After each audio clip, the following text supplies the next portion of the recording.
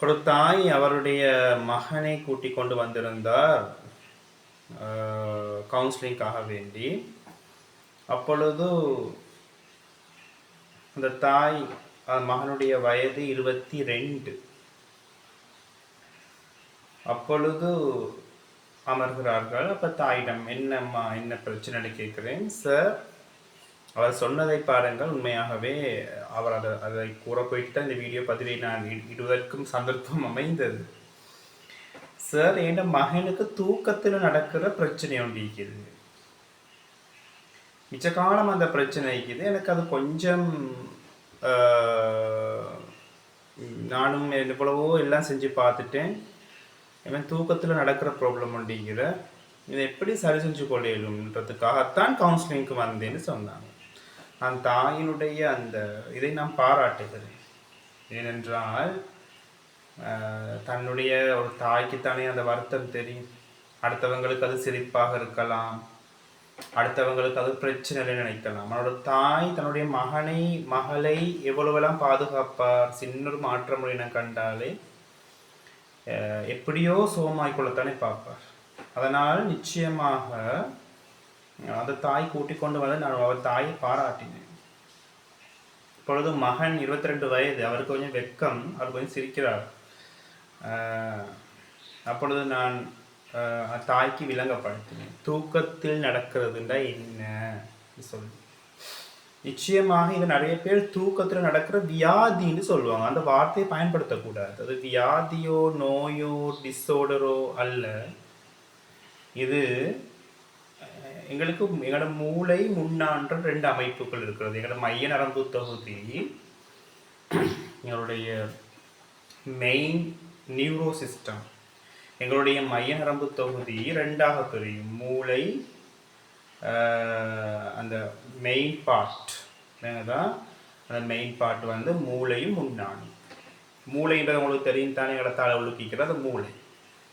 முன்னாண்டு சொல்றது என்ன தெரியுமா, எங்களுடைய முள்ளந்தண்டிக்கு தான் ஸ்பைனல் கோட். அந்த முள்ளந்தண்டுள்ளுக்கால ஒரு பிரதான நரம்புண்டு செல்லும். அந்த பிரதான நரம்புக்குத்தான் சொல்றது முன்னான்.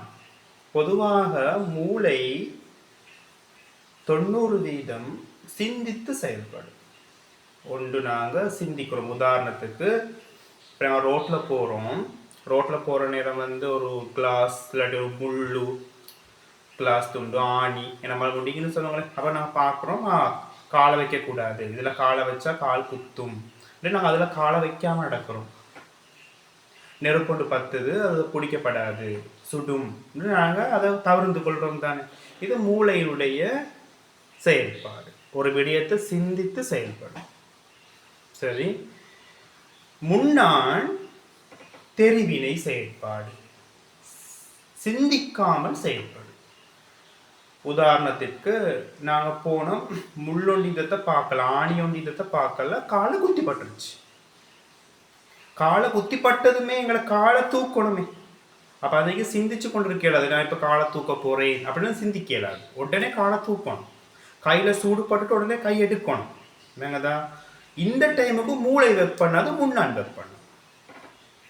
நாங்கள் சிந்திச்சு செய்யக்கூடிய ஒரு வேலையை மூளையும் சிந்திக்காமல் உடனே எங்களை உயிராபத்து சிந்திக்காமல் குயிக்க ஒர்க் பண்ணணும்னா முன்னான் நரம்புடைய வேலைகள் எல்லாமே சிந்திக்காமல் செயல்படுவது. மூளை 90%. நான் பெயர் 90% சொல்றேன். சில விடயங்களை மூளை சிந்திக்காமல் செய்யும், அது இப்ப தேவையில்லை. 90% மூளை சிந்தித்து தான் செயல்படும். இந்த தூக்கத்துல நடக்கிறது, தூக்கத்துல வாய் உழம்புவாங்க. வாய் உழம்புவாங்க. இந்த தூக்கத்துல நடக்கிறது, தூக்கத்துல வாய் உழம்பு, இந்த ரெண்டுமே முன்னானுடைய கண்ட்ரோல். தூக்கத்துல நடக்கிறவருக்கு தெரியும், அவர் நடக்கிறன்றதே தெரியாது, நடப்பார். அது யாருடைய வேலைன்னு சொன்னா மூளையிட வேலை இல்லை, அது முன்னானுடைய வேலை. முன்னான் தான் அதை கண்ட்ரோல் பண்ணி வச்சுக்கணும். சரியா? இது எப்படி நடக்கிறது என்பதற்கு சயின்ஸ்ல பல காரணங்கள் இருக்கிறது. எங்களுடைய கெமிக்கல் அன்பேலன்ஸ், இந்த நிறைய விடயங்கள் இருக்கின்றன. சரி, எங்களுடைய ப்ரெஷர் லெவல், சைக்காலஜி படி விடயத்துக்கு வருது. சிலவங்க தூங்குற நேரம் வந்து சில திங்கிங், தூங்குறதுக்கு முதவோ அந்த நாள் ஃபுல்லாகவே அவங்க சில விடயங்களை டீப் திங்கிங். இது கூடுதல் இந்த ஸ்கூல் போகிறவங்களுக்கு கொஞ்சம் பார்க்கலாம். அந்த சின்ன சிறு பிள்ளைகள் நான் நாளைக்கு ஸ்கூல் போகணும், நாளைக்கு ஸ்கூல் போன வீடியோ எழும்பணும், அந்த அப்படி அவங்க நல்லா சர்வ் பண்ணிட்டு தூங்குற நேரம் திடீர்னு அவங்களுக்கு வந்து அந்த ஸ்கூல் போகிற தோட்டம் அவங்களோட வந்து ஒரு 2 மணி 3 மணிக்கு சாயந்தரம் அவங்களே ரெடியாகி நிற்பாங்க. அது அப்படின்னா மோகம் கழுகி எல்லாம் இல்லை, அது ஸ்கூல் உடுப்பை போட்டிருப்பாங்க, ஸ்கூல் யூனிஃபார்ம் போட்டிருப்பாங்க, அவங்களுக்கே தெரியாது. அந்த முன்னா அந்த வேலை செய்ய வச்சிருக்கும். சரியா? இதுக்கு அந்த காலத்துல பாருங்களுடைய முன்னோர்கள் எவ்வளவு அறிவாளிகள் என்று சொல்லி அந்த காலத்துல என்ன செய்வாங்க, இந்த அவங்க அப்படி தூக்கத்துல எழுப்பி நடக்கிறவங்களுக்கு வந்து ஒரு தண்ணி பாத்திரம் வச்சிருப்பாங்க ஒரு கட்டிலோட. அவங்க அப்படி காலை வச்சா முழிப்பு வாரத்துக்குன்னு சொல்லி அப்படி ஈர சாக்கு புடவை ஈரமாக்கி போட்டு வச்சிருப்பாங்க. அது நல்ல ஒரு மெத்தட், உண்மையாக நல்ல ஒரு ட்ரீட்மெண்ட். உண்மையை நான் சொல்றேன். ஏண்டா இவர் காலை வச்சதுமே ஈரப்பட்டதுமே மூளை விழுத்துக்கொள்ளும். மூளை விழுத்து கொண்டா முன்னானால் இயங்க முடியாது.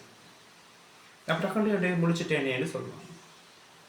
சரி, அப்ப இதை பெர்மனண்டா தவிர்த்து கொள்றதுக்காக வேண்டி நெச்சுரோபதியில சில அட்வைஸ்கள் இருக்குது, சில தெரப்பிகள் இருக்குது, சில ஃபாலோ பண்ணக்கூடிய விஷயங்களுக்கு அதை தவிர்த்து கொள்ளலாம். இது ஒரு நோயோ சைக்காலஜி டிசீஸோ சைக்காலஜி ப்ராப்ளமோ அல்ல. அது நல்லா விளங்கி கொள்ளணும். அது தாய்க்கு நான் விளங்கப்படுத்திட்டு நான் அந்த 22 வயதுடைய அவரோட அந்த வாலிபனோட நான் மிச்ச நேரம் கதைச்சேன். தனிப்பட்ட முறை கதைச்சு அவருக்கும் சில டிப்ரெஷன்களும் இருந்தது, சில யோசனைகளும் இருந்தது. அதுகளை கிளியர் பண்ணிட்டு இந்தந்த விஷயங்களை கொஞ்சம் டெய்லி ஃபாலோ பண்ணுங்கன்னு சொல்லி அவருடைய தூக்கத்தில் நடக்கக்கூடிய விஷயத்த நான் இது பண்ணியிருந்தேன். உண்மையாகவே அவரோட தாய் நேற்று என்னை சந்தித்து, சார் இப்போக்கு ஒரு கிழமையா இந்த பிரச்சனை மகன்ட்ட இல்லைன்னு சந்தோஷப்பட்டாங்க. சொன்ன விடயங்களை அவங்க ஃபாலோ பண்ணதுனால சந்தோஷப்பட்டாங்க. அது நான் தாய்க்கும் விளங்கப்படுத்தினேன், அந்த சந்தோஷப்பட்டேன். அவருக்கும் ஓகே, ப்ராப்ளம் ஒன்றும் இல்லை. இந்த வாய் உடம்புறதுக்கு தான் தூக்கத்தில் வாய் உடம்புறது சிலாக்கள் தூக்கத்தில் அப்படியா இந்த மாதிரி எல்லாம் நிறைய சொல்லுவாங்க. இதில் ஒரு ஒன்றிக்கிற கருத்து, தூக்கத்தில் வாய் உடம்புறவன் உண்மையை தவிர எதையும் உடம்புறன்னு சொல்லுவாங்க. உண்மைதான், சைக்காலஜி படி உண்மைதான். தூக்கத்தில் வாய் உடம்புற ஆட்கள் வந்து அவங்களோட ஆள் மனசுக்கக்கூடிய விஷயங்களை சொல்லிடுவாங்க. அப்போ கிட்ட தூங்குறாக்கள் நல்லா காது கொடுத்து கேட்டுக்கொள்ளணும், இனத்தையே அவர் வாயால் உடம்புறாருன்னு சொல்லுவோம். கணவன் தூங்கக்குள்ள மனைவி கேட்டுக்கொள்ள, ஓஹோ இதெல்லாம் மறைச்சு தான் வச்சுக்கிறீங்கன்னா அப்படி இதெல்லாம் வாயிடம்பு. மனைவியோட வாயிடம்பினா கணவன் கேட்டுக்கொள்ளணும்.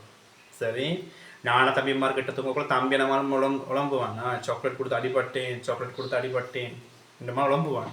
சரி, அந்த டைமும் கேட்டுக்கொள்ளணும், கேட்டு நல்லா நோட் பண்ணிக்கொள்ளணும். அந்த மறைச்சிக்கிற விஷயங்கள் வந்து முன்னானுக்கு பொய் சொல்ல தெரியாது, மூளைக்கு தான் பொய் சொல்ல தெரியும், முன்னானுக்கு தெரியாது. முன்னா உண்மையை மட்டும்தான் சொல்லும். அப்போ வாய் உடம்புறாக்கள் உண்மையை தவிர எதையும் உடம்புவதில்லை என்ற ஒரு கருத்து உண்மையானது, சைக்காலஜி படி உண்மைதான். ஸோ இனி கொஞ்சம் கவனமாகவே தூங்குங்க, வாய் உடம்பினீங்கன்னா மாட்டிக்கொள்ளுங்க. ஓகே, மீண்டும் சந்திப்போம்.